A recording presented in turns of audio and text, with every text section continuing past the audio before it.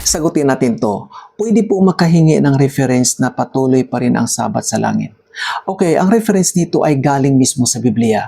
At ang mas interesting dito dahil hindi lang ito isang promise, kundi isa itong prophecy. Ipinakita mismo ng Diyos kay Prophet Isaiah ang mangyayari sa bagong langit at bagong lupa kasama ang Sabat. Sa Isaiah chapter 66 verse 15 to 16, sinabi niya na darating ang Panginoon na may apoy upang hatulan ang buong mundo. Maliwanag na ito ay future event, hindi pa nangyari. Sa verse 22, sinabi ng Diyos kung paanong ang bagong langit at bagong lupa na aking lilikhain ay mananatili sa harap ko. Itong bagong langit at bagong lupa ay nakita din ito ni Apostle John sa Revelation 21. Same event, different prophets, magkatugma ang kanilang patutuo. At sa verse 23, malinaw ang sinabi, mula sa isang Sabat hanggang sa isa pang Sabat, ang lahat ng laman ay sasamba sa harap ko. Now don't miss this. Ang eksena ay nasa bagong langit at bagong lupa. Pero ang araw ng pagsamba na binanggit ng Diyos ay hindi nagbago, Sabat pa rin, at yan ay sa araw na Sabado. Ibig sabihin, hindi nawala ang Sabat.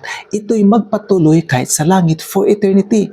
Isipin mo to, wala ng kasalanan doon, wala ng sakit, wala ng kamatayan, wala ng paghihirap. Ngunit sa gitna ng perpektong kalagayan, nanatili pa rin ang Sabat bilang araw ng pagsamba ng mga tinubos o ng mga maligtas. Tandaan natin ito, ang Sabat ay hindi nagmula sa Israel. Nagsimula ito sa creation. Nang itatag ng Diyos ang Sabat, wala pang kasalanan, wala pang kamatayan, wala pang bansang Israel. Perpekto pa ang mundo. Ang Sabat ay regalo ng Diyos para sa lahat ng tao. A day of rest, a day of holy convocation, and a day to focus on God, to honor Him, worship Him, and remember that He is our Creator. At higit sa lahat, ang Sabat ay bahagi ng dakilang kautusan na ibigin mo ang Diyos ng buong puso mo.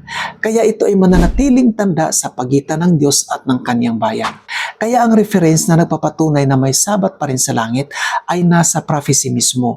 Ipinahayag ito ng Diyos hindi lang para bigyan tayo ng impormasyon, kundi para ipaalala na ang pangingili ng Sabat ay hindi pansamantala. Hindi ito mawala, magpapatuloy ito magpakailanman. Dahil ang Sabat ay mananatiling isang walang hanggang paalala na ang Diyos ang ating Creator, ang ating Redeemer, at ang tanging karapat-dapat sambahin ngayon at magpakailanman.